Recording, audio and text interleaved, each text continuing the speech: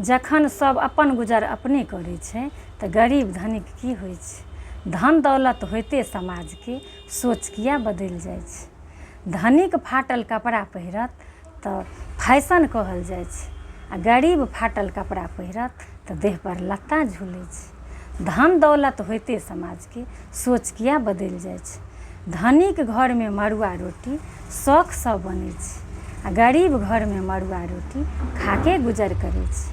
धन दौलत होइते समाजके सोच किया बदलि जाइ छै। धनिक घरमे लाल चाय स्वास्थ्यवर्धक मानल जाइ छै, आ गरीब घरमे लाल चाय दूध उठाना नहि लै छै। धन दौलत होइते समाजके सोच किया बदलि जाइ छै। धनिक साइकिल चढ़ता तऽ एक्सरसाइज कहल जाइ छै, आ गरीब साइकिल चढ़ता तऽ गरीब भंजन बुझल जाइ छै।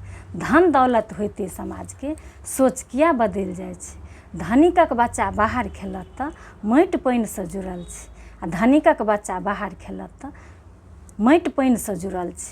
आ गरीबक बच्चा बाहर खेलत तऽ भरि दिन छिछियाइत रहै छै, भरि दिन छिछियाइत रहै छै। जय सिया राम, जय मिथिला धाम।